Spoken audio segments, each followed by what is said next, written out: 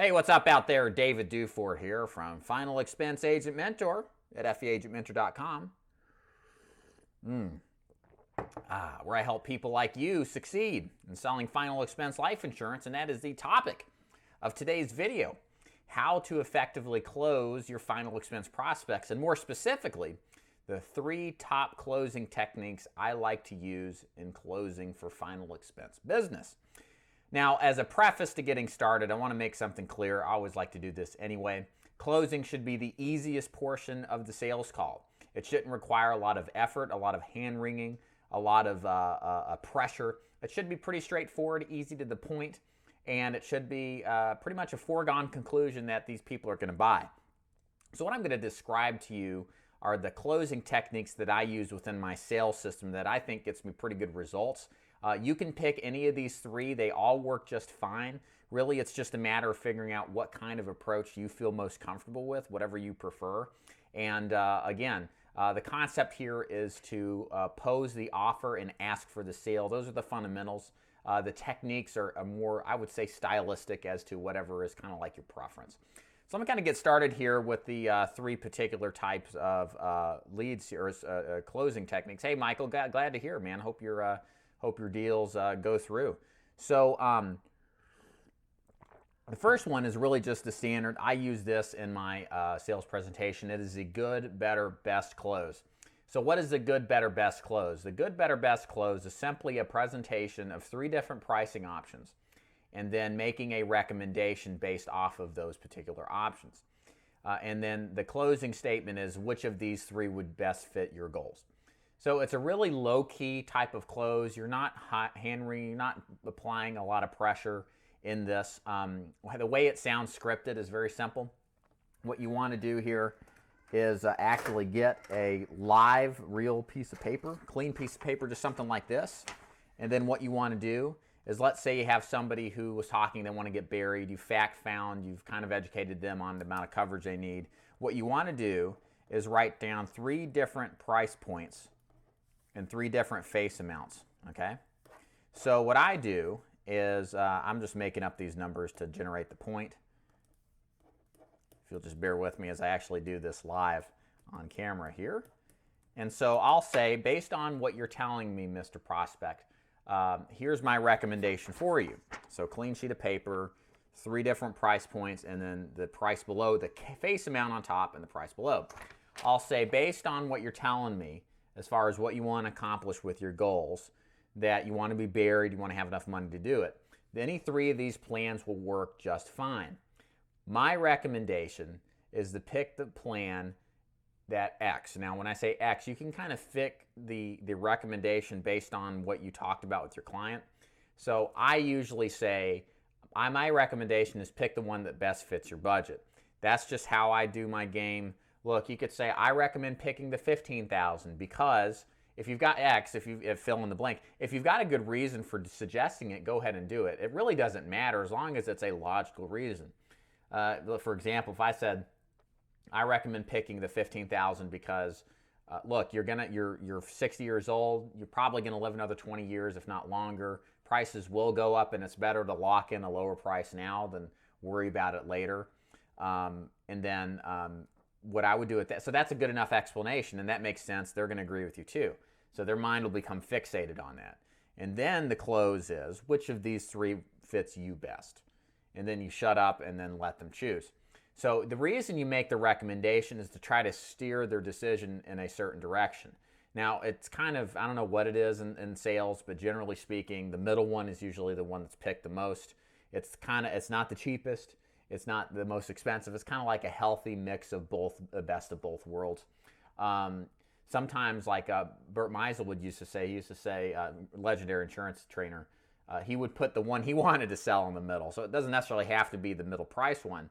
You could just put the $15,000 in the middle and then the $12,500 on the side, and then make the recommendation in the middle. I guess his point was most people just choose something that is kind of in the middle, like the middle choice. But for whatever reason, people gravitate towards that.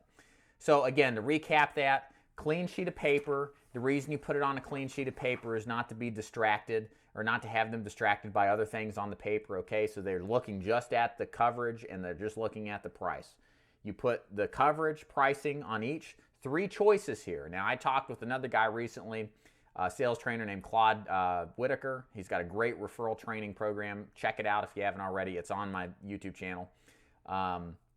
He only likes to show 2 options, and it's either this one or that one. And I have no problem with 2 choices. I've always just done 3 because it's the good, better, best approach. It's how I was taught. I really didn't give it much thought. This works fine too as well. Where I don't want you to do is go good, kind of better, definitely the better one, the sort of close to the best, and the very best, and then the ultimate best one. You don't want to have like 7 or 8 different choices. Despite what people say, the more choice there is, the more confusion there is, and ultimately what happens is at the end of the day, you don't make a sale because confused people don't buy. Okay, so 3 choices, 2, select the one and make a recommendation. Which one? I would recommend this plan because whatever the reason is fine as long as it sounds halfway understandable. And then say which one works best for you. Shut your mouth, let them think, and then buy. Okay, if you interrupt that thinking process after you shut your mouth, you're going to cause objections to occur that shouldn't have happened. So that is the good, better, best close. The premium close is something I like to do too. So I learned this from an agent. His name is Tim Winders. He's one of the best final expense agents I knew coming into the business back in 2011. Thanks, Ken. Thank you very much. How about the hat? You like the hat too? I like that one too. And Tim Winders taught the premium close, and essentially what he would do is he would go in and negotiate price up front. And the price would say, essentially, he would lock in a premium they would agree to up front before presenting the products that he had. I do this in my presentation. I love that approach. But what he would do is once he had the premium agreed upon, he would take that as the ultimate buying decision and then assume into the close. So, for example, he would ask, based on your, if we can find you a plan today that you can qualify for, Mr. Jones, could you afford somewhere between $150 and $200 a month? So we would shoot super high, right? And then work lower if that price was not, conducive because it was too expensive. It would knock a lot of people out of their seats, but the idea is you start high, well then $80 to $100 a month doesn't sound so bad after all.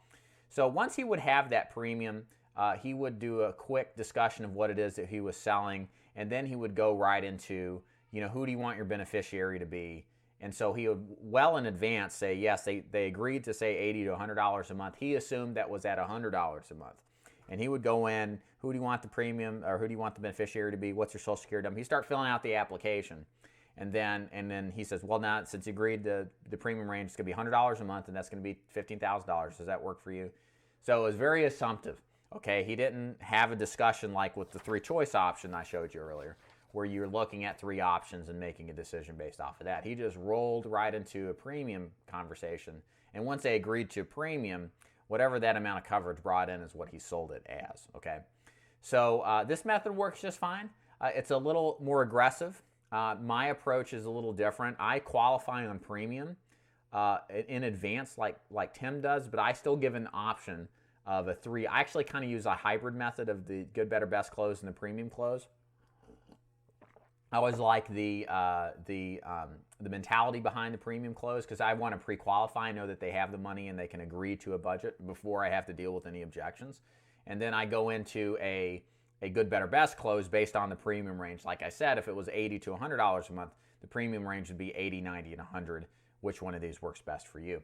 So anyways, you get the idea, right? So I'm attempting to, in this example, lock them into a premium, use the high side of that range, and then assume the close, whereas I know that if that's going to be a problem, they'll object as I fill out the application. So this kind of leads me to closing technique number 3, which is the assumptive close. So this one is a little different. I saw my original trainer teach this method. It works just fine. It's kind of like the good, better, best close, but it happens after you are filling the application out. The main difference between the assumptive close here and the good, better, best close that I originally explained is that the good, better, best close happens before the application begins being filled out. So with the assumptive close, you're going into the difference between, say, term life and whole life insurance, why they're good, why they're bad, and then why your option is the best option. And then you trial close them. Is this something that makes sense for you? Do you like the idea of it? Great. So who do you want your beneficiary to be? Fill out the application, and you're just filling the whole thing out, the whole application out, and you're just already starting that application process. You didn't ask for permission, of course. That's what assumptive means. And then somewhere in the process of filling that, oh, I forgot to ask you, how much coverage do you want? So if we did a 10,000, it would be this, 15 or 20, which works best for you. There's no conversation ahead of time about premium. There's no conversation or pre-qualification at all about any kind of budget. It all occurs as the application is getting written up.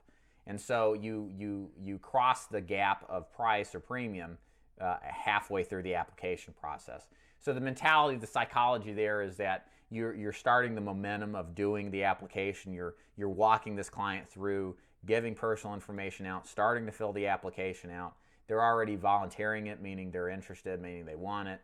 And then you get to a point, if they don't prompt you, to ask for the premium dollars they're comfortable with. So the idea behind this is just get people off the fence who may be on the fence, because sometimes just walking them through the application, just doing it with them is going to get them off the fence that much more. So that's the idea behind these three closing techniques. I'll tell you my personal approach again is to use a good, better, best approach with with a premium close. It is assumptive in nature, but when I say assumption close, it's just a different style of close. I think is much more assumptive. It's not deliberate in the sense, here's your options, which one works best. Pick what you like out of these guys. They all work. A lot of sales is just figuring out where your personality is reflected in the sales training and aligning yourself to that. I am not an assumptive person by nature. I like to have transparent, honest talks. I don't want to assume too much. I think it risks wasting time. So what I assume, really, the only thing I really assume in a sales call is which one of these plans are going to work best for you, the good, better, best. I think it's safe to assume at that point, if you've gotten to that point, that you got an interested party that's pre-qualified if you follow the sales training I teach.